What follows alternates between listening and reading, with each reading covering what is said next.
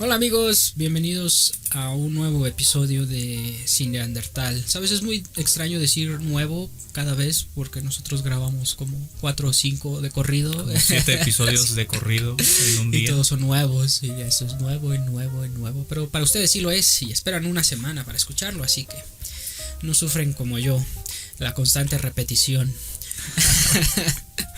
Es un infierno personal. Sí, Eres sí. como el diablo de los podcasts. Referencia autista. Sí, referencia a los yoyos que nadie va a entender. Nadie con más de 2 amigos gay entenderá. autista. Bueno, en esta ocasión vamos a hablar de una película que es un clásico en el cine mundial. Es un referente que ha inspirado a directores como Steven Spielberg, Martin Scorsese, básicamente. Otras obras maestras. Ajá. Como Sukiyaki Western. Esa no es una obra maestra. ¿De qué hablas, viejo? 7 Magníficos, eso sí es una obra maestra. ¿De qué hablas, viejo? Sukiyaki no es buena, lo siento. Pero, no, vamos a hablar de la muy reconocida Los 7 Samuráis de Akira Kurosawa. ¿Puedo dar una breve reseña de lo que vi en pantalla? Aldea de autistas es aterrorizada por una banda de neurotípicos. Hartos del abuso, salen a conseguir 7 guerreros especializados para ser asistidos en la ardua tarea de instruirse en el blandir de lanzas y desplegar formaciones de guerra. El precio de la libertad es un par de puñados de arroz y la muerte de un par de neurotípicos. La aldea de autistas puede volver a ser libre de nuevo. Y así es como acaba una gran cinta de 3 horas. ¿Sabes? En lugar de por un puñado de dólares, por un puñado de arroces. Un puñado de arroz. Así se pudo haber llamado esta película, por un puñado de arroz. Pero sí, tu sinopsis da bastante... Conserva los puntos fuertes. Ajá, conserva los elementos y nos da una buena muestra de lo que va esta cinta, pero yo tengo una interpretación un poco más psicológica. Más espiritual. Sí, más... no es espiritual. Yo diría que genuinamente esta película o la trama que desarrolla podemos sustituir algunos elementos, y si piensas que en lugar de un pueblo es una persona, es un ser humano, ves a los bandidos como los problemas que aquejan a todo ser humano por el simple hecho de existir, la tristeza, la ansiedad, el miedo, la depresión, y ves a los samuráis como los elementos que nos pueden ayudar a combatir estos problemas, estas inseguridades, como la disciplina, el humor, la resiliencia y el cortar madera. Muy importante. Sí. Elemento. Samurái corta madera. Sí, exactamente. Si sabes cortar madera, ser resiliente y tener buen sentido del humor, podrás encontrar una manera de salir de tus problemas. Pero antes de... Es curioso lo que mencionas, porque hace poco revisamos la película del Séptimo Sello y me parecía que la película... Hace un episodio. Hace 15 minutos. Hace 15 minutos. Y veo que esta película del Séptimo Sello es sumamente existencialista e individualista. Está como muy centrada en lo que siente el individuo y en la angustia constante en la vida cotidiana de una persona. En cambio, esta película de 7 samuráis me recordó un poco la importancia del colectivismo, cómo es que en Japón se ven los problemas, cómo se resuelven y cuáles son las dificultades a las que se enfrenta la población en general. A mí se me hizo un film muy colectivista, casi con esta perspectiva rusa marxista que se tenía en el cine, sin llegar a tal extremo claramente, porque aquí hay un protagonismo y hay un desarrollo de los personajes muy bien realizado, porque esta película tiene buena dirección, buena fotografía y buen guión. Junta los grandes elementos que hacen que se convierta en un clásico de verdad. Todo es tan bueno, todo es tan como maldita sea, qué talento tenía Kurosawa y la gente con la que se rodeó. O sea, dices, algo de esta calidad es muy difícil encontrarlo. Yo digo que Scott Ridley dio con Blade Runner más por accidente que por algo como tan planeado como Kurosawa. Es una obra del destino sí. Más que una obra de Ridley Scott. Sí, y pero Kurosawa sí tenía un talento muy potente, en serio. O sea, se nota la calidad, o sea, ya han pasado las décadas de esta película y no envejece, se mantiene porque remite a aspectos mucho más profundos de la existencia humana. Y el tema del colectivismo, pues yo diría que también nos remite a cierta cuestión sobre el cómo o cómo lidiamos o cómo podemos confrontar las situaciones caóticas. En este caso los bandidos pues representan todavía ese aspecto de la humanidad incivilizado y salvaje. La barbarie. Ajá, la barbarie, y este pueblito pues es una naciente civilización, es el principio de una civilización, y el cómo combatimos, cómo podemos combatir a la barbarie para salvar este espacio de civilización, pues es por medio de la estrategia, la organización y el valor. También da la pauta de cómo se genera un mito, porque un evento así en la historia de un pequeño pueblo se puede dar pauta para la formación de esos relatos históricos que se vuelven parte de pues digamos que lo que son los fundamentos de una nación o de un pueblo. Bueno, creo que podemos activar la alerta de spoilers. A partir de este momento vamos a hablar sobre aspectos específicos de la trama de esta cinta, así que si no la han visto, corran a verla. Si ya la vieron, quédense porque vamos a ver de qué va. La historia es bastante simple y se puede resumir en unas cuantas líneas. Hay un pueblo aquejado por el ataque de unos bandidos. Las personas de este pueblo deciden contratar a unos samuráis para que los defiendan y los entrenen. Bueno, más que al principio parece más que para entrenarlos, es para que los defiendan, ¿no? Que los samuráis hagan el trabajo, pero esa es la idea que ellos tienen, pues porque son aldeanos y no comprenden cómo funciona las cuestiones de la guerra como tal. Entonces consiguen a los samuráis. Los samuráis combaten a los saqueadores y al final logran vencer, no sin algunas pérdidas y no mucha tristeza, pero en líneas generales de eso va la película. Es esta historia que creo yo ya hemos visto muchas veces referenciada en otros productos. La última vez que recuerdo haber visto algo parecido fue en el Mandaloriano. En The Mandalorian hay un episodio, es un episodio donde precisamente el mandaloriano tiene que proteger un pueblillo de unos bandidos que van por el Baby Yoda. Entonces es algo bastante similar y es una historia que ha sido referenciada hasta reinventada en otras cintas como Los Siete Magníficos. Hicieron un remake de Los Siete Magníficos hace no mucho tiempo. O sea, es como que se mantiene, no es que no es inconsciente, porque sí es muy consciente, pero en la mente de los creadores de Hollywood es como, yo diría, parte de su canon. Sí, cómo hacer una historia. Inclusive la creación de la película de Star Wars parece que toma mucho de estas bases de los samuráis, porque básicamente los Jedi son samuráis con espadas láser. Sí, adoptan una filosofía bastante similar. Hace tiempo y tienen esta filosofía de proteger al débil. De hecho, en varios episodios de Star Wars se ve eso, que los débiles se adhieren a los Jedi para que los defiendan. Y de alguna forma los Jedi cumplen esta función de ser jefes de guerra con la población y ayudarlos a generar una ofensiva. Y bueno, es parte como de la visión idealizada que tenemos de los samuráis en Occidente, ¿no? Porque sabemos que en Oriente es una perspectiva un tanto diferente. En algunos aspectos casi se les considera como mercenarios, básicamente, que están al servicio de un señor. El mejor postor. Y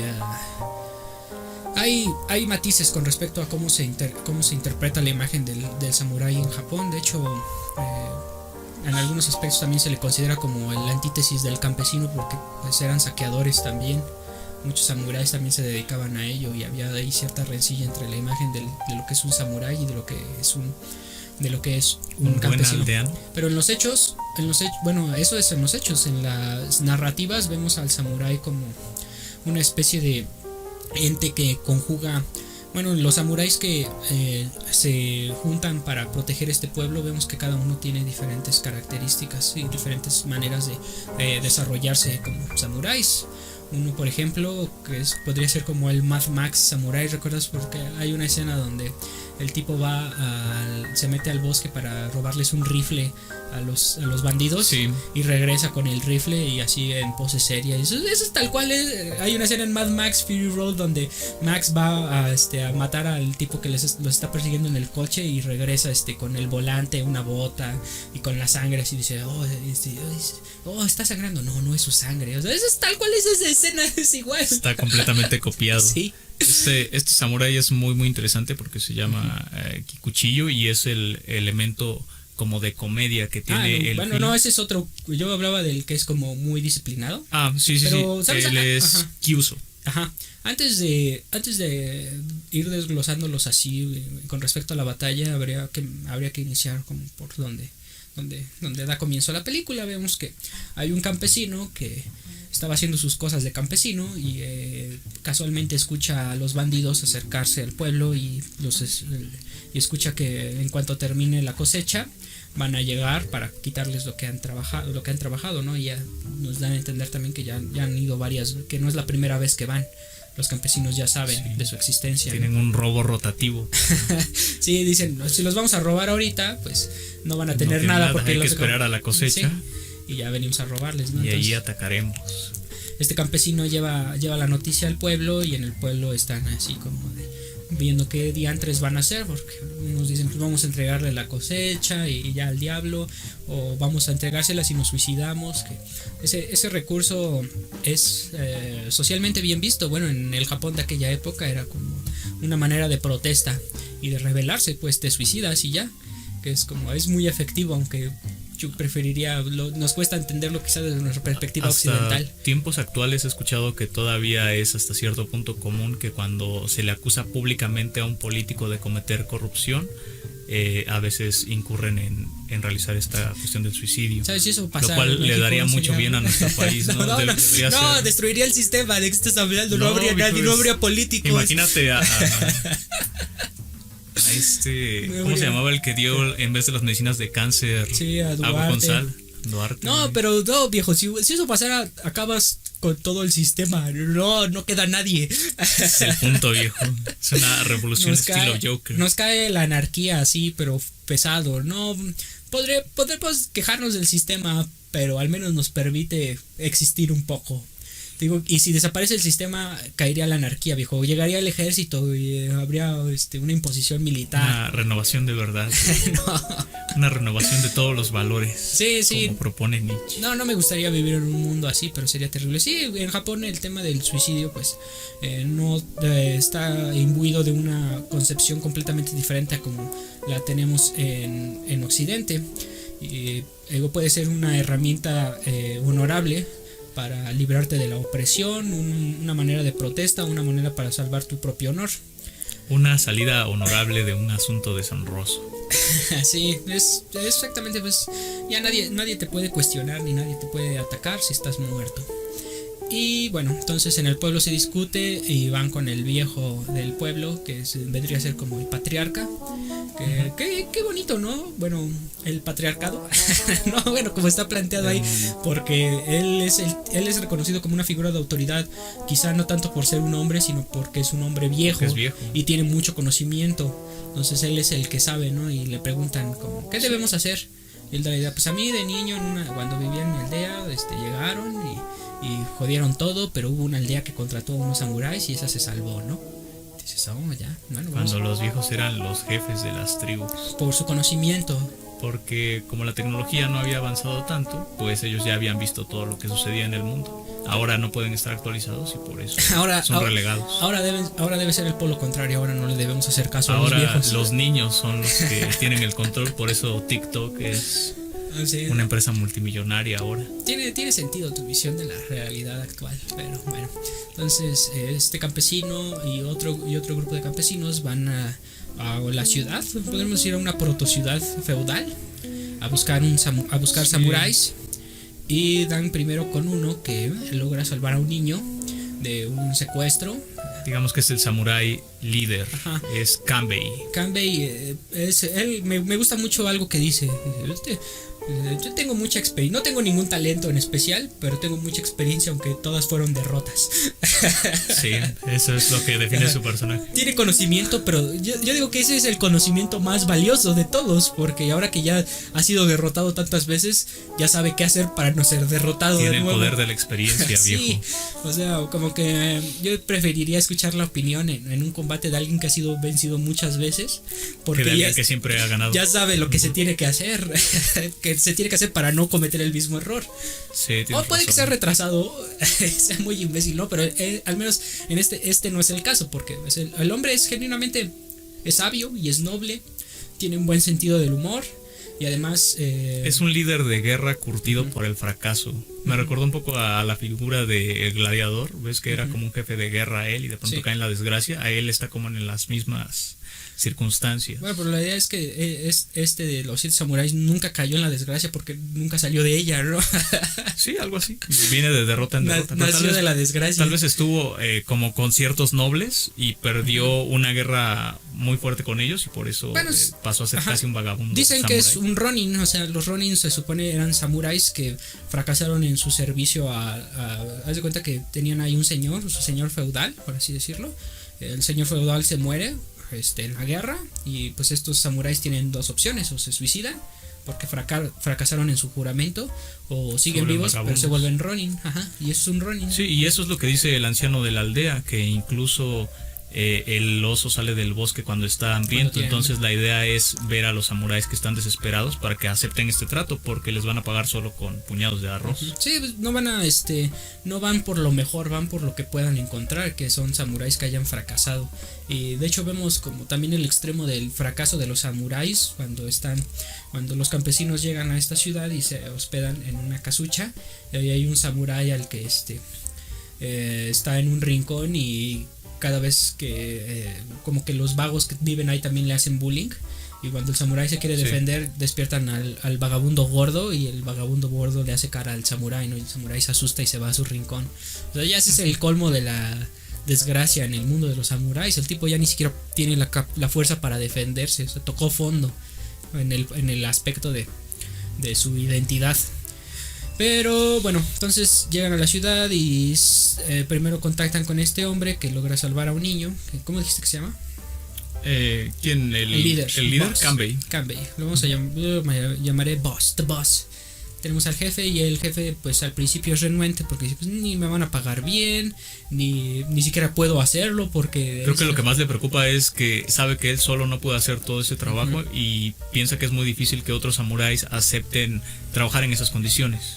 Entonces a él lo que le importa es conseguir a más personas que se unan a su causa. Se une también en ese momento, aunque no de manera oficial, pero está con él ahí un jovenzuelo samurái que todavía es muy inexperto y él quiere que lo adopten que lo adopten como discípulo, ¿no? Pero es Katsushiro. Katsushiro, pero el jefe pues está renuente, ¿no? Dice, no tengo ganas de enseñar ni es como el momento. Pero le ayuda. Lo ve demasiado joven y poco preparado y eso lo desanima un poco en su tarea de mentor. Pero sí es algo que tú mencionas, que se ve muy cansado también. Y bueno, pero igual lo ayuda en su proceso para buscar a otros samuráis y aplican una prueba, ¿no? De ponerse tras una puerta y esperar a que entre un samurái y le sueltan un barazo, ¿no? Si lo logra detener, pues esa es como la prueba de que tiene los reflejos y tiene las habilidades de un samurái. Y ese es el primer paso, porque después viene el tratar de convencerlo de que se una, porque como ya habíamos dicho, pues no les van a pagar casi nada y es muy peligroso lo que van a hacer. Y es algo curioso que a través del film se le reconoce como un samurái de verdad a este joven, incluso aunque Kikuchiyo parece que tiene más habilidades y es más valiente, no se le reconoce como tal. Es que, bueno, Kikuchiyo también aparece casi al principio de la cinta cuando conocemos al jefe, porque él es testigo de cuando logra salvar al niño y vemos que es como bastante fanfarrón y gritón y algo callado, ¿no? Como que está ahí a la distancia, no se acerca. Un poco soberbio. No sé si es soberbio, es más como, es que es como un niño, o sea, mentalmente parece un niño y también su conducta es como de soy muy malo y soy un samurái también. El mejor samurái. Pero al parecer no sé si se quería acercar al líder, a Kanbei, porque quería su mentoría o porque quería retarlo. Parecía que tenía como esta actitud entre respetuosa y hostil, que al final no se decide por no hacer nada y lo único que lo lleva a formar parte de esta travesía y de esta guerra es el alcoholismo. Es lo que lo acercó a un gran fin. A mí me parece que genuinamente buscaba ser su discípulo, pero eso sería aceptar que él no era un verdadero samurái o que no tenía el conocimiento que presumía poseer. Ahí está su soberbia. Su soberbia le impedía y se ve que tenía muy pocas habilidades sociales en general para interactuar con otras personas.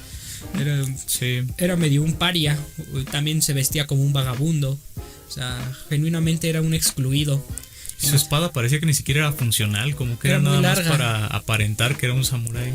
Pues mi teoría es que él no era un samurái realmente, porque hasta te lo dicen más adelante, ¿no? Que él era hijo de campesinos.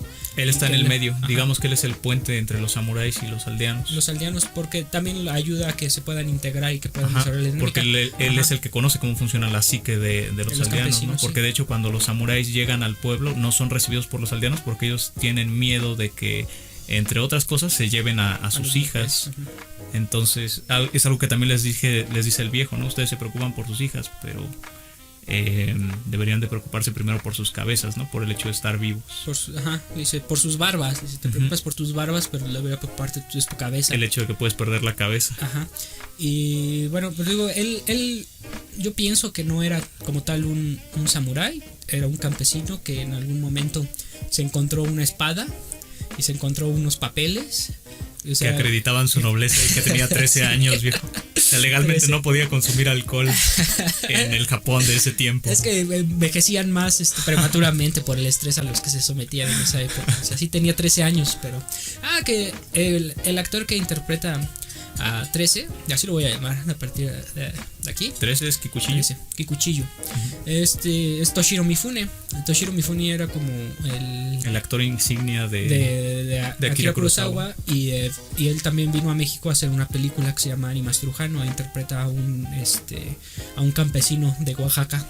Y está muy genial porque ves la película y no parece que sea un japonés interpretando, genuinamente interpreta a un indígena, o sea, sí parece, y la voz le pusieron un doblaje. Pero sí, que lo iban a poner a hacer a un chino poblano. Podría, es que sí hay ciertos aspectos similares en la fisonomía entre el indígena mexicano y el japonés, o sea, sí puede pasar, y te digo que lo hace muy bien en esta película de Animas Trujano y quizá más adelante hablemos de ella. Los orientales cruzaron el estrecho de Bering, ¿no? De alguna forma debemos de provenir de ellos, solo que somos como orientales bronceados. Pues todos al final de cuentas somos familiares de una u otra manera. Ahí estamos emparentados. E incluso en las personas de las poblaciones más alejadas y más aisladas hay un parentesco con todos, con una persona al otro lado del mundo. Así funciona esto. Pero bueno, tenemos a 13, tenemos al jefe, tenemos a... El samurái que es perfecto, falta. Sí, el samurái Kyuso. que ese podría ser así de un anime, ¿no? Yo sí dije, este tipo podría salir en un anime como el samurái badass, el que es imbatible. Y aparte, desde que nos lo presentan, creo que la película nos empieza a vender eso de que el tipo tiene un corte perfecto, o sea, no se equivoca en nada. Constantemente cuando se nos presentan nos empiezan a decir que él es muy bueno, que el otro tipo con el que va a pelear ya está perdido. Sí, pues hasta se ve, yo no soy un conocedor de combates en la espada, o sea, se ve que adrede se hizo que el tipo con el que combatía en su primera escena pues, se mostrara nervioso y tembloroso, ¿no? Y él está quieto y está completamente en control de su cuerpo. Desde ahí te das cuenta que evidentemente su técnica es superior, ¿no? Y cuando sale lo del empate y le dices, no, pues o sea, yo te gané, realmente solo me contuve, ¿no? Te pude haber matado, o sea, dice, y el otro pues está luchando por un empate. Sí, está luchando por unas tablas, ¿no? Y lo mata, pero no porque quiera, sino porque el otro lo obliga. Yo creo que esto me generó una gran impresión porque he visto esta película 2 veces y lo único que recordaba de esta segunda vez que volví a ver la película es que ese tipo era el mejor de todos los samuráis. Entonces me dejó una gran impresión. Bueno, el mejor. Su presentación. Pero en cuanto a técnica. Cada uno tiene algo. Tiene una característica. Sí, unos cortan madera y otros era comediantes de stand-up. Sí, es que había uno que, por ejemplo, se integró a la compañía más bien porque quería conocer gente interesante, ¿no? O sea, como que estaba más preocupado. Estaba muy solo. Estaba muy solo y dijo, pero esto también nos habla de algo bien interesante. Sobre conocer gente. Sobre en general cualquier tipo de proyecto en el que te lances, o sea, laboral, personal, etc. Pues si lo vas a hacer, tienes que hacerlo con personas con las que puedas interactuar. Un montón de personas que llegan por un montón de circunstancias distintas. Pero el tema de que pueda puedas fomentar una sana interacción en un grupo, a eso va a hacer que la tarea o el proyecto que se tenga que desarrollar llegue a mejor puerto, o sea, se pueda concluir de mejor manera. Digo que en ese aspecto este tipo pues muestra que una adecuada relación social con tu equipo de trabajo es necesario para poder hacer para completar la tarea. La cohesión adecuada, ¿no? Sí, o sea, y aquí ya damos como el salto a la psicología laboral, ¿no? Sí, Esta película inspiró a psicología positiva. Sí. Pero bueno, entonces tenemos al jefe, tenemos al de la técnica perfecta, el cortaleña, al cortaleña, que también al principio parece que va a ser como de pues soy bueno matando gente y estoy aburrido, ¿por qué no? Se muestra que va a ser muy interesante, ¿no? Pero muere muy... Ayashio. Sí. Tenemos al novato y sí. Tenemos al 13, que es el pseudo samurái. Tenemos uno que solo encontré algo como era taoísta y amigo del líder. El gordito, ¿no? Ajá. Es Shichiroji. Y pues, Goro, güey. Y Goro. Su muerte me puso muy... Goro es el que quería... entró para ser amigos. Él era el aislado. Sí, pero te digo, él me agrada su estilo, lo respeto.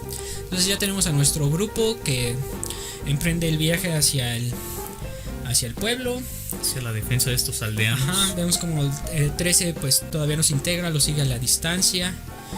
Eso también digo, eso ya es muy simbólico. Ajá. Eso, el personaje que no es un samurái de verdad. Sí, él no es un samurái, pero curiosamente también la propaganda de la película, él es siempre casi el que está al frente y es el que ocupa más espacio en todos los pósters. Sí. La figura central. Sí, pero porque en cuestiones de actuación yo creo que fue el personaje que más demandaba.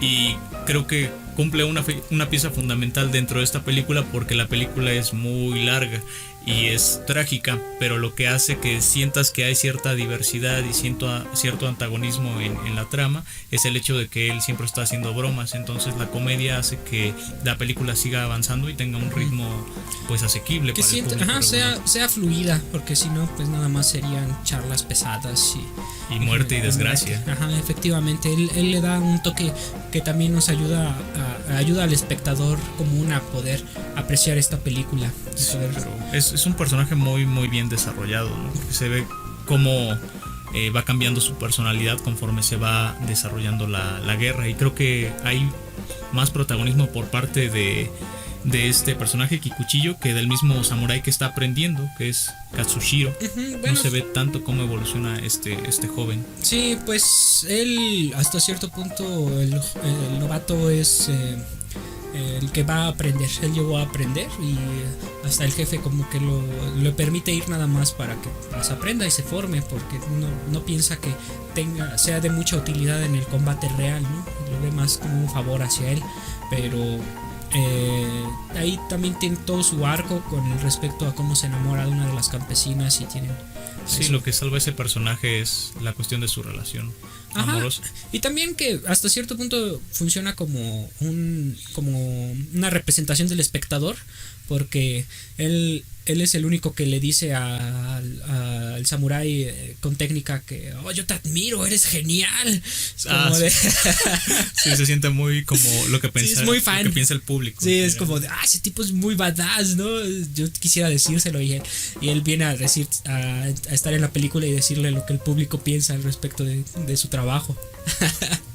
Puede ser un vocero del público. Sí, genera identificación, porque también por lo mismo de ser más inexperto, de ser el que menos experiencia tiene en esto del combate, pues también llega a aprender, y uno, pues nosotros nunca hemos estado en una situación como esa, entonces es más fácil empatizar con él que con el samurái de la técnica perfecta o con el jefe, porque no tenemos su sabiduría ni su experiencia. Sí, definitivamente es como el extremo joven de esta película, el que va a aprender. Y bueno, llegan al pueblo y no son recibidos porque la gente les teme, piensan que van a abusar de sus mujeres, ¿no? Pero ahí es lo que tú nos comentabas sobre... Sí, los recibe el anciano y el anciano les empieza a explicar la situación, ¿no?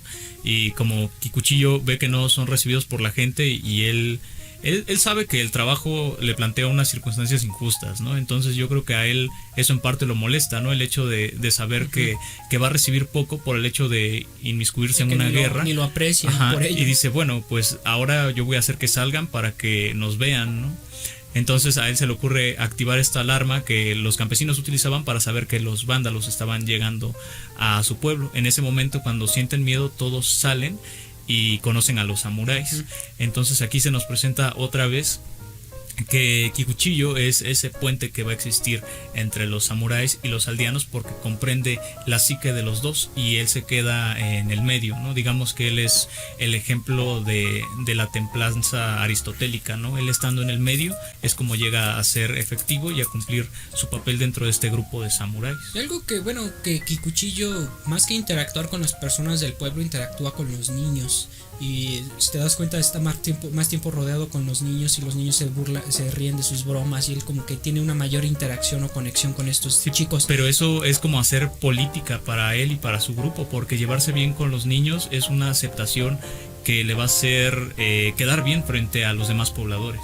No sé si él genuinamente busca esto, porque es demasiado inocente. Pienso que puede ser que no de manera consciente, pero sí genera esta ganancia. Y yo creo que en cuanto a la cohesión que van a formar los aldeanos y los samuráis. Esos niños son al final la justificación de que los samuráis estén ahí, porque hasta ellos mismos lo dicen, ¿no? O sea, nosotros al final, cuando acaba el combate, pues los campesinos fueron los que ganaron, nosotros perdimos.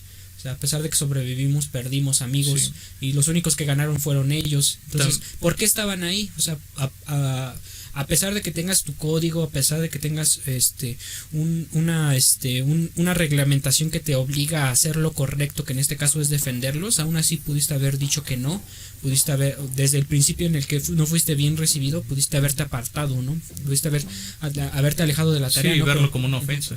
Pero cuando metes el elemento de los niños, y que en ese pueblo hay muchos niños, y que al final de cuentas esa lucha es para que esos niños puedan tener una posibilidad en el futuro de poder seguir viviendo, de poder desarrollar sus vidas, esa es al final la justificación, o lo único que a mi parecer hace que los samuráis se comprometan con esta lucha, que no les va a dar nada. Hace que se ennoblezca toda la misión, pero también es algo muy acertado del guión el hecho de hacer que Kikuchiyo se acerque a ellos, porque él es un campesino, él es un aldeano, entonces él se siente más identificado con esos orígenes porque está viendo su infancia básicamente.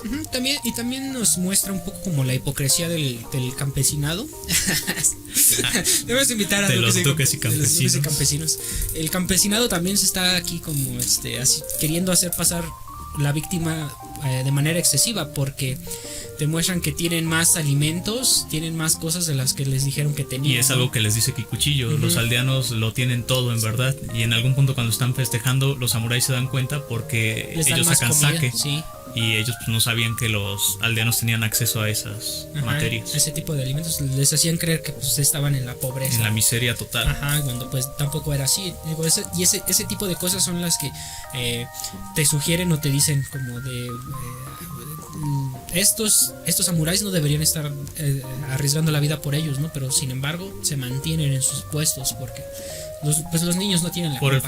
El futuro, que es muy curioso, ¿no? Porque no hay una garantía de que esos niños se vayan a convertir en personas nobles, vayan a hacer algo diferente, vayan a hacer algo bueno de sus vidas. No existe una garantía de ello, pero existe la posibilidad, y al final la búsqueda de estos samuráis es por esa posibilidad. Pero aquí se ennoblecen las acciones y la misión que tienen estos samuráis, entonces yo creo que es lo que hace que también se salve la película en términos de guión, el hecho de ver que ellos están haciendo un bien por el más desprotegido, que en este caso serían los niños. Sí. Y pues bueno, entonces llegados al pueblo y siendo recibidos, empiezan a desarrollar la estrategia, que también eso es bien interesante de esta cinta, porque pues te van mostrando, ¿no?, qué es lo que se tiene que hacer para poder sobrellevar la invasión que van a recibir pronto, ¿no? De qué vías se tienen que bloquear, que en algún momento se tienen que sacrificar ciertas casas de la periferia porque se tiene que concentrar la protección en el centro. O sea, se tienen que hacer como un juego entre coste-beneficio de qué es lo que se va a hacer. Dice, a pesar de que somos 7, pues no somos suficientes, seguimos siendo muy pocos, ¿no? Entonces tenemos que entrenar al pueblo, tenemos que enseñarles a combatir, al menos o al menos a colocar su cuerpo de manera que puedan impedirle el paso a los enemigos. Yo creo que esa es la parte interesante, porque al parecer en la psique del campesino es como: yo no me voy a involucrar en un conflicto armado porque esa no es mi labor. Y lo que les van a enseñar los samuráis es que ellos son jefes de guerra, y como son jefes de guerra, ellos les van a dar la doctrina suficiente para que ellos se puedan defender, porque esa es la clave de ser un estado-ciudad fuerte en esos tiempos, el hecho de involucrar a los ciudadanos en la actividad bélica. Entonces esta ideología es al final lo que los va a salvar. Sí, es el mensaje de que nadie va a venir a rescatarte, sino que tú tienes que rescatarte a ti mismo, ¿no? Y aún así el pueblo se mantiene renuente. Y creo que aquí también aparece otro insulto a los samuráis, que es cuando descubren que uno de los campesinos tiene armaduras de samuráis y armas que robó pues, me imagino que cuando hubo combates entre samuráis, pues los robó de los cuerpos, y eso para los samuráis es una ofensa. Sí. Y por eso no utilizan las armas que le encontraron. Sí, es muy interesante la postura que tiene Kikuchiyo respecto a esto, ¿no? Porque saca las armas y es como: tenemos que usarlas porque tenemos que ganar. Entonces lo que a él le importa básicamente es un utilitarista, cumplir el objetivo. Sí. Pero los samuráis pues no los ven así porque pues es una tienen ofensa. Un código. Ajá, exactamente, es una ofensa a la imagen y a la memoria de los samuráis que portaron esas armaduras, ¿no? Y ahí te muestran que de nuevo que Kikuchiyo no que está en el medio. No es, pero pues, no puede comprender esto porque no se ha imbuido de la filosofía de los samuráis. Filosofía samurái. Pero te digo, en ese aspecto sí él se muestra más utilitarista y dice, pues si esto nos puede servir. Y dije, pues yo también lo pensé al principio, la primera vez que la vi, dije, pues sí, ahí ya tienen una buena herramienta para ganar esta guerra. Sí, ¿no? Algo para comenzar. Pero al hacerlo, pues rompes tu código, ¿no? Y es muy curioso que un Ronin se niegue a utilizar la armadura de un samurái muerto, porque puede que sea un Ronin y puede que haya caído en desgracia, ¿no? Pero él sigue conservando su código de valores. Y falló en una parte. Él busca conservar el todo, aún siendo consciente que una parte de ese todo ha fracasado. Porque objetivamente, pues tras la caída de su señor, él tuvo que haberse practicado el seppuku, pero sigue vivo y falta el código, pero falta una parte del código, no al código en su totalidad, al que sigue siendo fiel. No sé, creo que hay más hipocresía por parte de los samuráis en esta clase de actos. Como que el hecho de seguir esos códigos es algo dogmático para ellos. Y pues en las guerras que habían entre señores feudales en el oriente se mataban entre ellos de todas formas. Entonces, ¿cuál es el punto de matarse entre ellos y después no utilizar esas armaduras de samuráis muertos? Porque el asesinato per se no es percibido como una manera, como algo negativo, es parte del trabajo del samurái, el matar a otro, o sea, y la muerte en sí misma no es deshonrosa, pero te digo, la deshonra viene cuando utilizas las armas. Eso era lo malo para eso ellos. El asesinato en combate pues no es moralmente negativo en su cosmovisión, pero te digo, ya cuando haces uso de ese tipo de rapiña, el código se ve violado. Es que te digo que si nos quedamos como en la perspectiva utilitarista, pues estos samuráis conocen la estrategia, conocen los pasos que deben seguir para poder repeler la invasión, pero ese conocimiento utilitarista está enmarcado dentro de una cosmovisión general.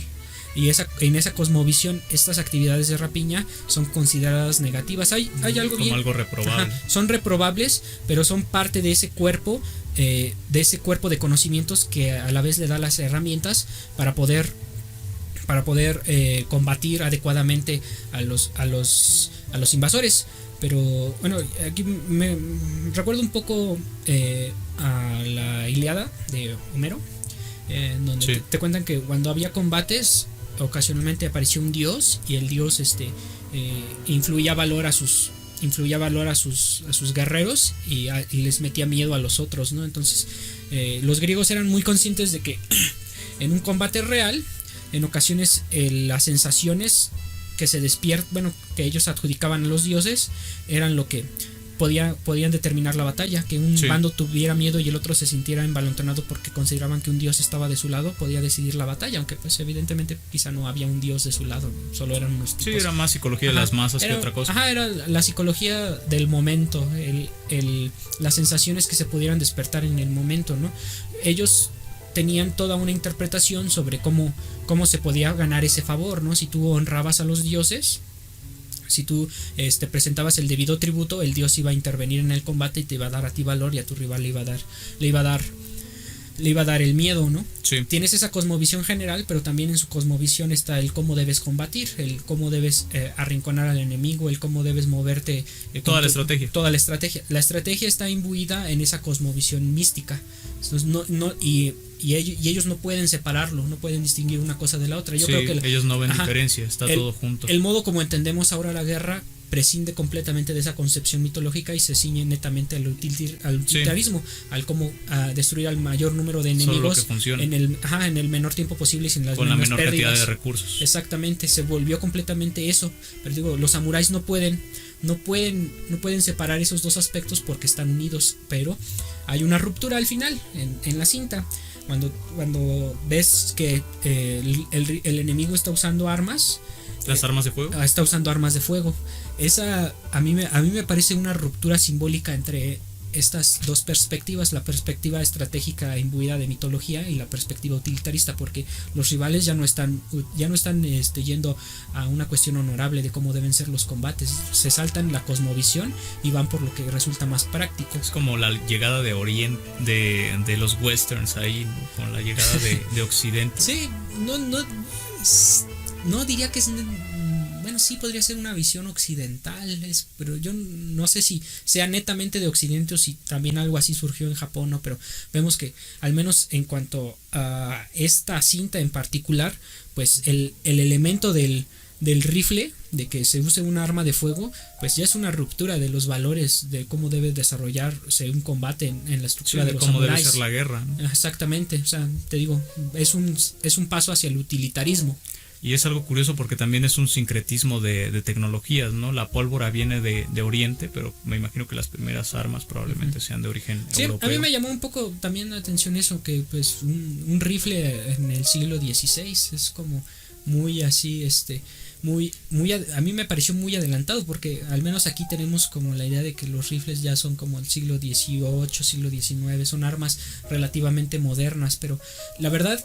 Estuve investigando un poco y resulta que sí, en Japón ya tenían armas de fuego, mucho antes de que se desarrollaran en Europa y en cualquier otro país, pero las dejaron de lado por lo mismo de que consideraban que era deshonroso combatir con ese tipo de armas.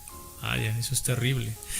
No sé si en Occidente sucedió completamente lo contrario, porque ellos veían como algo muy malo el hecho de que utilizaran armas como la ballesta o estas masas que creo que se llamaban Morning Star. Y ellos lo veían, los caballeros de Occidente lo veían como algo deshonroso. Sin embargo, poco a poco pues las ballestas fueron lo que fue siendo como el armamento regular de los ejércitos de ese entonces. En Occidente hubo un periodo en el que también existió esta era del caballero y de cómo se debían desarrollar los combates, ¿no? Creo que el Quijote hace una muy buena burla de eso, porque sí, de cómo todo eso se terminó. Sí, se acabó, o sea, y al final pues cuando Cervantes va a la batalla de Leopanto, pues ahí ya es una guerra ya industrializada completamente, ya se usan armas de fuego, ya tienen a su disposición todos estos elementos que hacen que el combate sea más como lo entendemos hoy en día, ¿no? Ya no ves a un caballero enfrentándose a otro, ni cada uno declarando sus intenciones al principio, ni deseándose suerte, ¿no? Eso ya se acabó. Sí, hace referencia a la muerte de esos valores. Y creo que en esta cinta, como tú lo comentas, es lo que sucede, ¿no? Es pues la renovación de los valores y la muerte del mito de los samuráis, porque pues también a los samuráis aquí se les ve en decadencia, ¿no? Al final nos dicen que es un sistema que no funcionó porque se están muriendo de hambre. Entonces... Sí, son vagabundos virtualmente,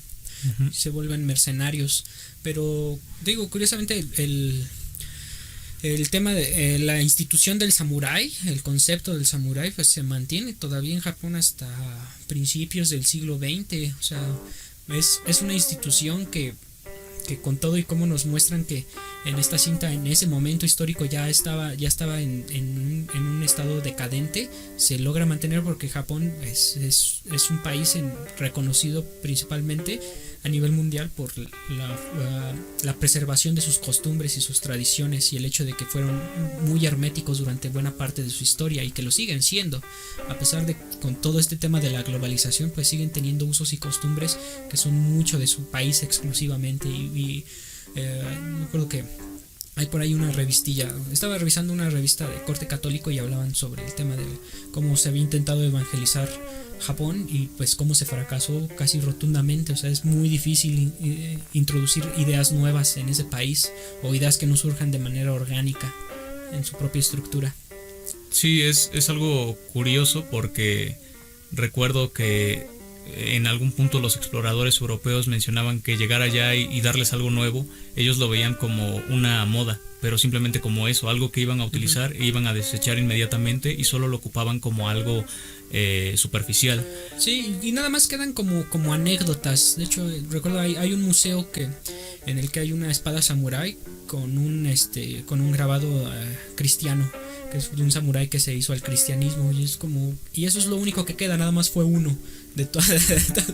Pero algo intento que también creo que se vuelve simbólico en su cultura es el hecho de que muchos mangakas y muchos animes o mangas que nosotros consumimos tienen una influencia cristiana. Por ejemplo, Trigun hace referencia a las cruces. En Evangelion se ve que tratan de rescatar como esta idea de los escritos del Mar Muerto. Sí. Cuando atacan los ángeles se ven cruces. Y hay pues autores que quieren incorporar esta filosofía cristiana en la forma en cómo ellos ven la ficción. Entonces, de alguna forma siguen retomando este mito. Si no mal recuerdo, creo que en JoJo's, en la parte 7, se menciona este mito del cuerpo de Cristo, ¿no? Sí, y se hacen referencias a Jesucristo directa. Y gira en torno, está muy relacionado el concepto del cuerpo de Cristo en ese arco. En ese arco, porque pues, va de una carrera que es y el ganador va a tener el cuerpo de Cristo. Y o sea, sí hay, bueno, es muy interesante, ¿no? Como son básicamente extranjeros analizando algunos de los pilares de nuestra propia cultura, son sus propias interpretaciones, y desde su perspectiva pues sí es válido que haya una carrera por Norteamérica para obtener el cuerpo de Jesucristo. Y por eso creo que a muchas señoras cristianas, ¿no? El hecho de simplemente no les gusta el póster por eso no les gusta JoJo's Bizarre Adventure ni Evangelion en general, y hasta creo que sí hubo como mucha presión cuando se intentó transmitir en televisión abierta, o cuando hasta en televisión de cable, ¿no? De presión aquí de no, eso no se puede, se llama Evangelion, hace referencia. Es que simplemente el nombre creo que alborota a la gente, y cuando ves el anime no tiene casi nada que ver con la religión. Tiene muchas cosas cabalísticas, mágicas, pero es una mezcla. Tiene un poquillo todo es una reinterpretación de cómo oriental llegó la vida a la tierra, o sea. Ajá. Nada tiene que ver con el cristianismo, muy poco. Toma elementos, sí, toma nombres, toma conceptos, pero genera una propia mitología sobre realmente cómo son las cosas, porque pues sí, solamente toma los nombres y se inventa una porque historia en el elemento bíblico pues Dios crea el paraíso y nos crea a nosotros a imagen y semejanza, y los ángeles es una cuestión de extraterrestres. Y aquí pues, y Dios te quiere, y los ángeles vienen a exterminarnos, o sea, tiene los nombres, pero es una historia completamente diferente, no hace referencia. Historia de extraterrestres. Pues con tintes psicoanalíticos, con una carrera. Sí, creo claro. que aquí hablamos de cine, hijo, no hables de anime. Sí, ya podríamos poco a poco hablar se va volviendo frikioso. Vamos a terminar hablando de Love Live y de JoJo's Bizarre Adventure. La película de los JoJo's podría ser. Tiene que ser la película de Evangelion. Las películas de Evangelion también, los Rebirths, son películas. Sí, aparte de este capítulo lo empezamos con una broma de Diablo, viejo. Y ahí está, sí, creo que desde ahí perdimos a las 2 personas que nos escuchaban. Me levanté con el pie izquierdo. Pero bueno, es que. Bueno, entonces, ¿qué pasó más con esta trama, viejo? Ya ni me acuerdo en qué quedamos. Estábamos juntaron, hablando llegaron de al cómo pueblo. concebían ellos la guerra y por qué sí. rechazaban esta idea de utilizar las armas de un samurái caído. Sí, pues. Porque para ellos era importante. Hay un librillo que tengo aquí al lado y del que quisiera hablar solo un poquito en este podcast, que se llama La ética del samurái. en el Japón moderno de Yukio Mishima. En este libro lo que Mishima hace es tomar uno de los textos clásicos de la filosofía de los samuráis, el Hagakure, que es donde están como sus preceptos filosóficos más importantes, y hace una reinterpretación y revalidación de este texto, porque después de la Segunda Guerra Mundial el Hagakure se volvió un texto prohibido porque era un libro que los kamikazes y en general los militares japoneses tenían en muy alta estima, ¿no? Pierden la guerra y cambia completamente el significado que se tiene de este libro. Ahora ya es visto como algo negativo y que transmite una ideología nociva, ¿no? Pero en este texto el Hagakure daba pautas, daba los principios generales sobre cómo se debe comportar un samurái. Por ejemplo, ahí menciona que la homosexualidad no está mal vista. La bisexualidad sí, dice, debes decidir. Pero la bisexualidad sí, porque te dice que debes decidirte. O sea, puedes ser homosexual, no hay problema, pero es hombre o con hombres o con mujeres. No andes mezclando. Sí, no seas tibio. Ajá. No seas bisexual. Pero una duda sobre eso, que tal vez tú tengas la respuesta.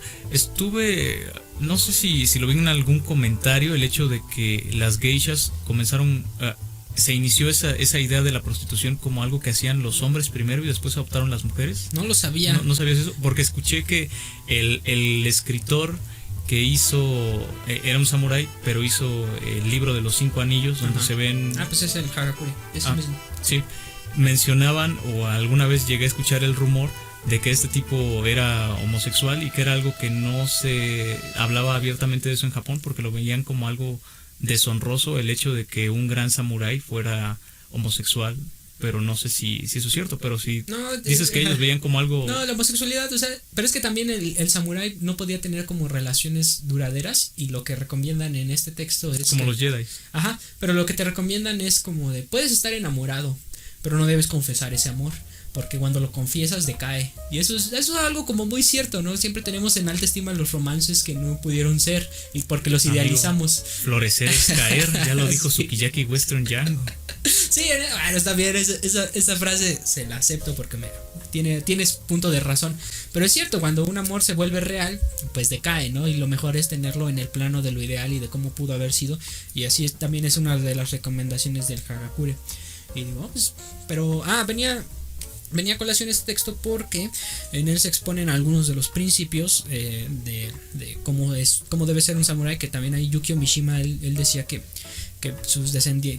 venía de ascendencia de samuráis, lo cual era una mentira que se inventó porque el tipo venía de familia de campesinos. Sí, aplicó un kikuchillo otra vez, viejo. Sí, pero... y ahí pues te mencionan algunos aspectos sobre la cosmovisión, y es precisamente ahí de donde tomo esta idea que te había mencionado sobre, pues no pueden separar lo pragmático, las técnicas concretas de la mitología, de la cosmovisión general. Y pues seguimos en que llegan al pueblo, empiezan a entrenar a la gente, la estrategia, que es como wow, yo que juego mucho Ages of Empires, digo, todo esto me sirve, lo estoy tomando nota. Así tal cual, viejo. Y ves por ejemplo cómo los entrenan en la lanza.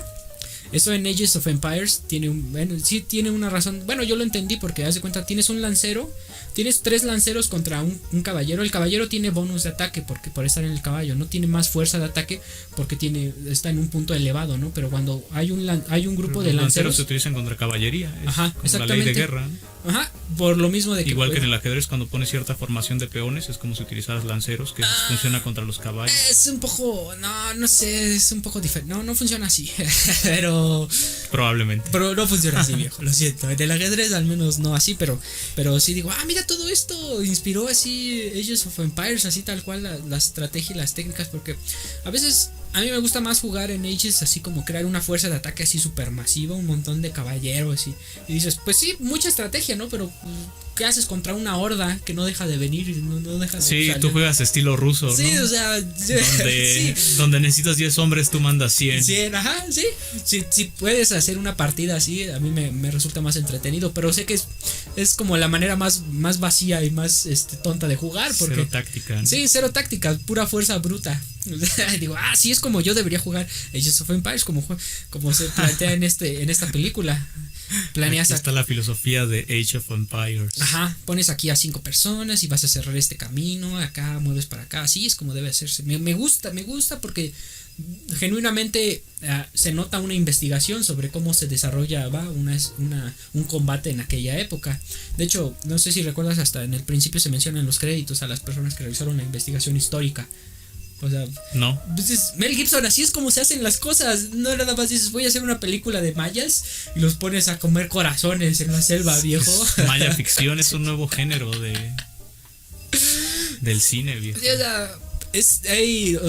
Bueno, Mel Gibson es como un buen estándar porque también en Corazón Valiente está plagado así de imprecisiones históricas. Como primero pagarle a alguien para que haga una investigación y te dé los elementos sobre los que tú construyes tu narrativa. ¿Qué no pasó? Sí, que si no terminas así con cada cosa, no, pero en esta cinta sí hubo una investigación para intentar ser lo más fidedignos a lo que pudo haber ocurrido en un contexto como este. Por eso en Age of Empires hay un código con el que puedes sacar un cochecito que dispara balas, viejo. Por eso en esta película no viste BMW, algo así. No viste el cochecito. Creo que sí es un BMW. Demonios, viejo.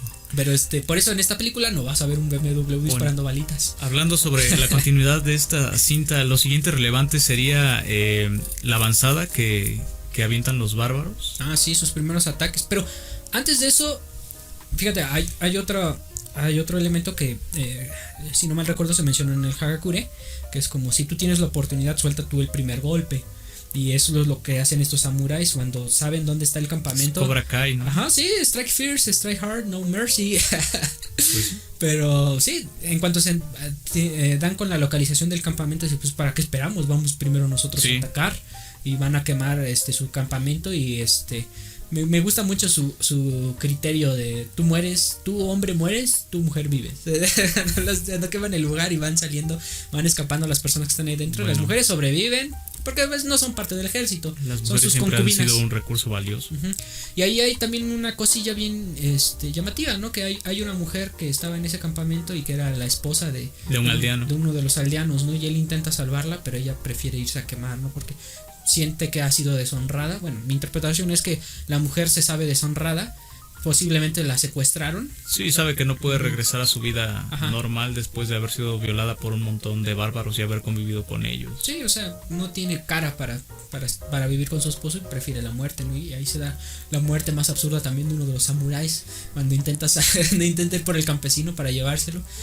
Caen en el lago y se golpea y muere. Como que yo recordaba que le habían disparado. Sí, creo que en mi mente lo hice más intenso. No le dispararon. El tipo va por el aldeano, lo saca, se caen en el lago y cuando se intenta levantar de nuevo se cae y ya, y se lo tienen que llevar así. Es como la refriega para salvar al aldeano. Es como, ¿en serio? ¿Murió por eso? Creo que era el de la madera. El cristiano. Sí, el más importante de todos, viejo. ¿Cómo pudo morir así? Sí, como pensé que el era samurái de la madera. Sí, viejo, qué decepción. Pero bueno, atacan primero y ya después planean, bueno, acondicionan el lugar ya para el combate y están a la espera. Para saber cómo se van a defender, empiezan a poner empalizadas en los caminos, unas barricadas por ahí. Las barricadas sitúan a los campesinos y ya están así como de, pues esto ya viene la guerra. Este arroz ya se coció. Muy precisa la frase. Y pues sí, ahora sí ya viene el ataque. Con arroz, viejo. Por un puñado de arroz.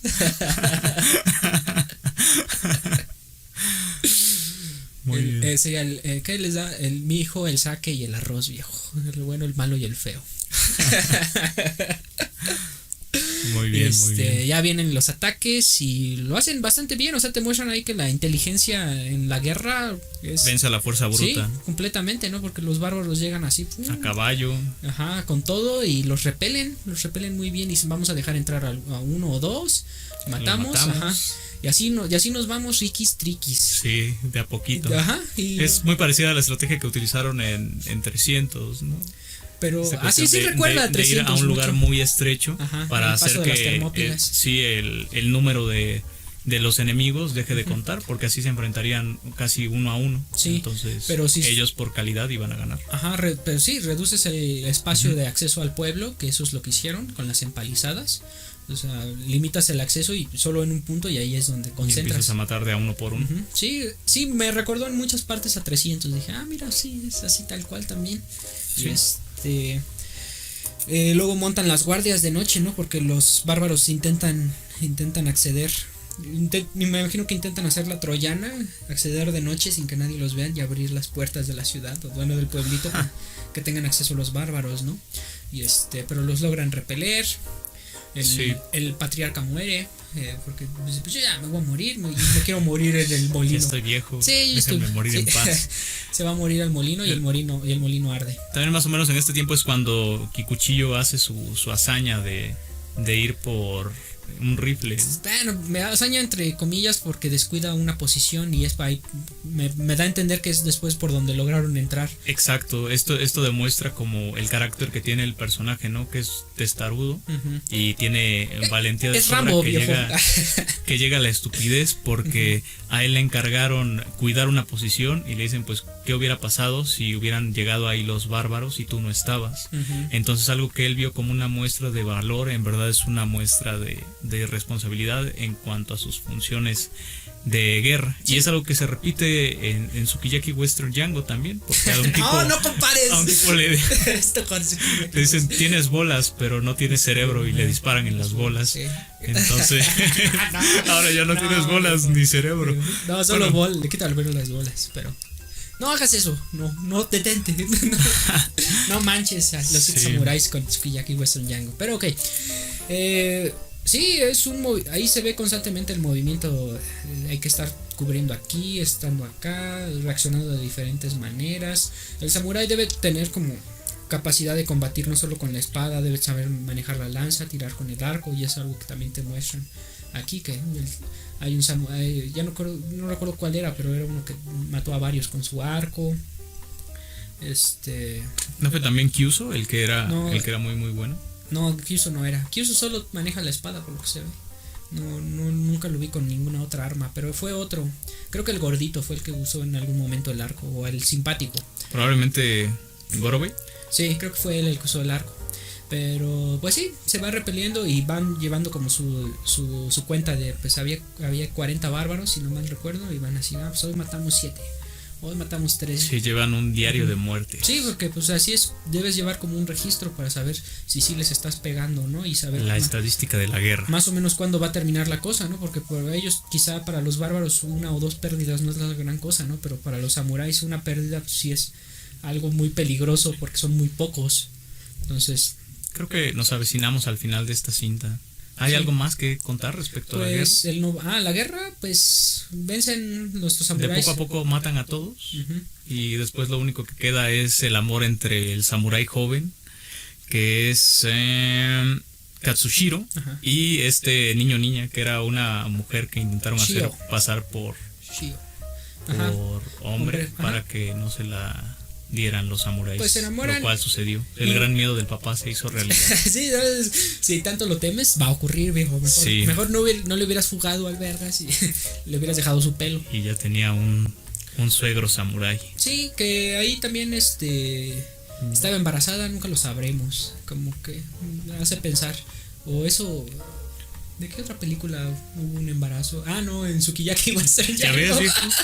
Todo te remite a Sukiyaki Western Django. No, hijo, todo lo malo en esta vida me remite a Sukiyaki.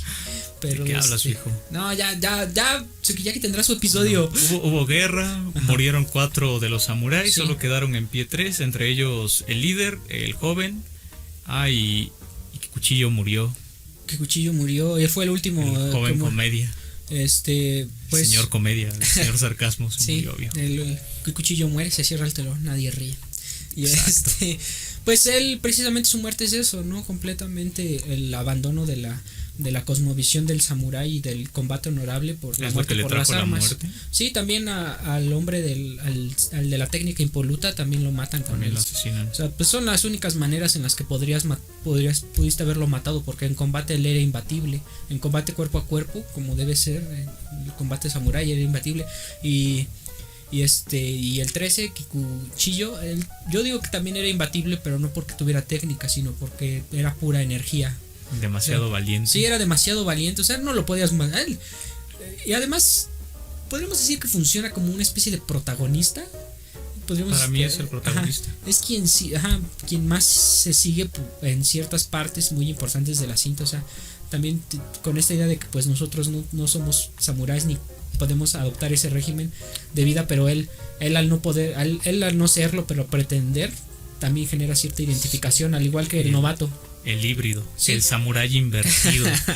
Algo que me pareció curioso de la cinta que no hemos recapitulado es el momento cuando hacen su estandarte. Mencionan los samuráis que todo bando debe tener su estandarte para llevar a la guerra, ¿no? Y a cada uno de los samuráis es una bola y Kikuchiyo es un triángulo, ¿no? Entonces yo creo que aquí se ve cómo los samuráis no lo aceptan al joven, pero cuando Kikuchiyo se da cuenta de esto no lo hiere en su orgullo, lo cual es bastante curioso porque recuerdo la historia de otro samurái intergaláctico que cuando lo sacaron de ¿cómo se llamaba esa organización que tenían los Jedi? La Orden Jedi. Ajá, que estás en el consejo, pero no te damos el grado de maestro, y ya eso hace que pierda los estribos y de pronto se vuelve Darth Vader. Sí. ¿Qué demonios? ¿Qué no viste los 7 samuráis? Sí, bueno, pero Kikuchiyo, o sea, creo que a él no le ofende porque él mismo es consciente de que pues, no es un samurái, pero a la vez agradece el ser considerado y estar representado dentro del grupo. Sí, o sea, no eres uno de nosotros, pero estás dentro. Aparte, tal vez el hecho de que lo consideraran exactamente alguien distinto y dentro del grupo lo hace como más orgulloso y honorable para él, como verse dentro y no ser respetan ni su uno, esencia. ni lo otro. Sí. Lo hace como algo más valioso. Eso para es, él mismo. creo que hablando un poco de psicología social, creo que un grupo en el que se pueda respetar tu individualidad, en el que tus características específicas no sean un motivo de exclusión, hace que ese grupo habla de la solidez de ese grupo, ¿no? De su capacidad para adaptarse a nuevos problemas o a nuevas situaciones. Que este grupo acepte las características, al final de cuentas hace que también se pueda nutrir de lo que Kikuchiyo puede traer consigo, que es en primer lugar que sean aceptados en la comunidad. Esa fue la sabiduría de los samuráis en ese momento, el hecho de ver a Kikuchiyo como lo que realmente es, ¿no? Este híbrido que ni quería ni podía ser samurái, pero que el hecho de integrarlo al grupo hacía que se sumaran las fuerzas en vez de restarlas, y por eso lo incluyen y lo aceptan como uno de ellos sin ser uno de ellos. Sí, te digo, y trae beneficios. Yo me pregunto si realmente los samuráis hubieran podido sobrevivir sin la intervención de Kikuchiyo. O sea, habla como del hecho de que hay que aceptar, un grupo tiene que aceptar cierto grado de libertad, cierto grado de diferencia, algo que se escape de lo homogéneo para poder subsistir, para poder garantizar su sobrevivencia. Sí, es para poder obtener esos beneficios que da la diversidad, ¿no? Sí, entonces digo que ese juego también es muy interesante. Entonces, en vez de Seven Samuráis se debería de llamar Seven Kikuchillos. no, porque siete Kikuchillos hubiera sido la muerte segura. Desastroso. No se hubieran matado en el primer asalto. Entonces, no, 6 samuráis y un Kikuchillo, así debía llamarse. 13 Samurai. 6 samurai y un Kikuchiyo. Y un Kikuchiyo, es el título perfecto para esta cita. Sí, tienes razón, hasta el estandarte iba a estar como más en onda. Sí, tendría más sentido. Sí, ¿por qué se llama Seven Samuráis y solo hay 6 samuráis? Oye, tenías razón, ¿te acuerdas cuando estábamos hablando de la lista de películas y tú mencionaste 6 samuráis? Y yo te dije, son 7, viejo. ¿Ves? Por eso el arquetipo de Yu-Gi-Oh solo se llama 6 samuráis, porque no reconocieron a Kikuchiyo como el séptimo samurái. Sí, tienes razón. Yu-Gi-Oh, ahora ya estás hablando de Yu-Gi-Oh. Nadie nos va a escuchar. Qué profundo. Sí, ya solo nos escuchaban nuestras madres, viejo. Ahora ni eso. Sí. Bueno, entonces creo que llegamos al fondo de esto. No sé si quieras agregar algo más respecto a esta cinta. Tiene algo que solo he visto en otra película, en lo que el viento se llevó. Un intermedio. No he visto otra película. ¿Capítulo 2? Ajá, no capítulo 2, intermedio. O sea, literalmente un espacio de 5 minutos para que vayas al baño. Bueno, no sé qué versión tengas tú, pero en la mía, literalmente a la hora 40, pantalla negra con unas palabras que dice intermedio, que dura 5 minutos. Yo creo que aquí tiene que ver con la versión de la película, pero he visto que películas largas lo suelen hacer para que las personas salgan al baño. Más que la versión era el formato, cuando en ese entonces, hace unos... A mí me llegó a tocar, no recuerdo qué película fue, pero... a mí me tocó en Fanny y Alexander. No la he visto, pero sí, a mí me tocó que en un momento, pues una cinta que era particularmente larga tenía un momento a la mitad para que salieras a comprar o para que fueras al baño, ¿no? Y ahorita eso ya fue, eso ya no hay, ya no hay ni siquiera. Bueno, te iba a decir el irlandés, pero esa salió a Netflix, dura 5 horas, ¿no? De Martin Scorsese. ¿5 horas? Sí, deberíamos hablar de ella. Se hubiera hecho una maldita serie mejor, viejo. Dura sí, 3. Pensaba que duraba como 3 horas. No, dura 4 o 5 horas. Ahorita podemos buscarlo, pero te digo, tal vez esa sí le hubiera quedado hasta 2 o 3 intermedios. Pero el asunto es que fue para Netflix, entonces posiblemente igual sí puede haber quedado, ¿no? Pues como una serie de 10 capítulos de 30 minutos, no sé. No sé, pero no queda, viejo. O sea, es Martin Scorsese, no va a hacer series, o sea, ya está muy viejo para empezar con algo nuevo. Si haces buenas películas, haz películas. Solamente películas. Sí, no, o sea, series como que...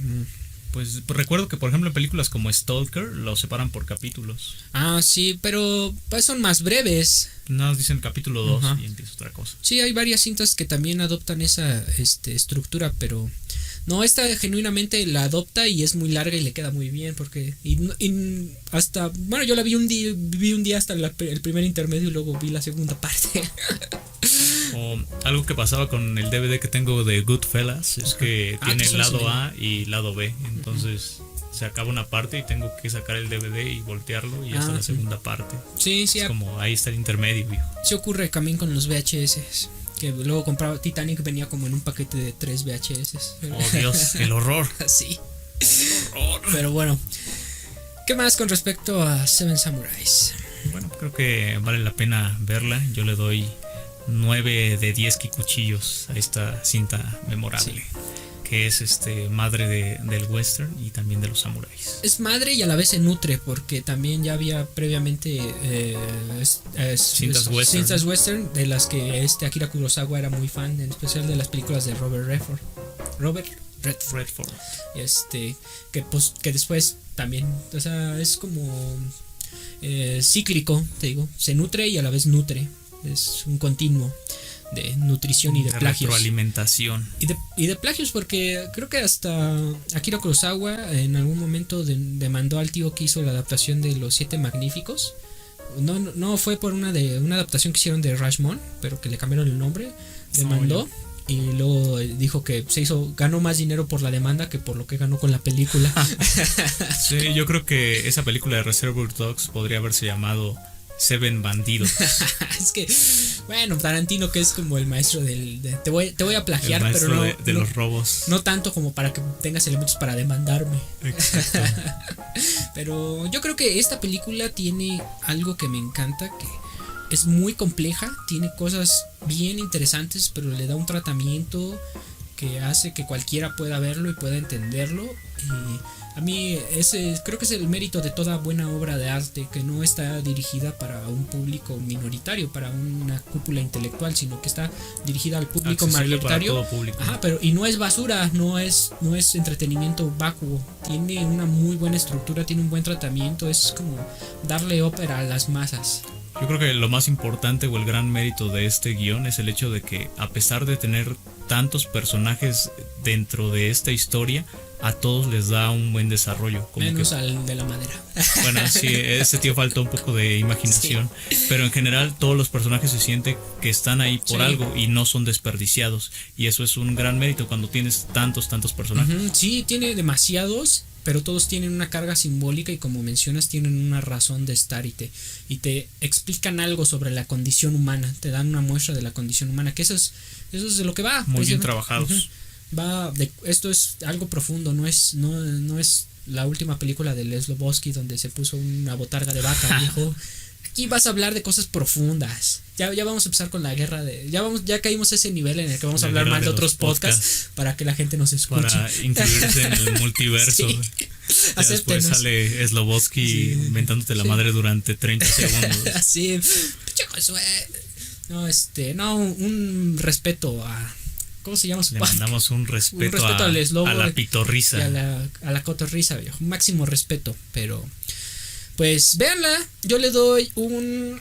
es que es de lo mejor que he visto en general en mi vida. Podría decir que es de esas cintas que digo, valió cada maldito segundo y que veo y reveo y que no termino de analizar porque tiene algo, siempre tiene algo. Es una obra de esa clase. Son esas películas clásicas que no se acaban, son infinitas. Y sí, entonces Inmortal. yo le doy, sí, así, yo podría darle el 10 solo porque podría darlo, pero me niego porque en mi mente todavía tengo esa idea que me decía un maestro del 10 solo es para Dios, el 9 es para mí, para ustedes es el 8. Yo no le daría el 10 porque todavía espero ver algo mejor. Sí, porque la vida sigue, ¿no? Y porque sé que en algún momento encontraré una película que diré, wow. No le doy el 10 porque el Joker es el 10. El Joker no puede ser el 10. Sukiyaki Western Porque Django es el Western 10. Django es el 10. No, pero véanla, amigos, y coméntenos qué les pareció. Y ya se la saben. Si les gustó, manita arriba, compártanlo. Síganos en nuestras redes: Facebook, Cineandertal. Y pongan recomendaciones. Sí, háblenos, díganos qué les pareció esta cinta y alguna que hayan visto y que quieran que hablemos. No vamos a hacerlo, pero pónganlo, es importante.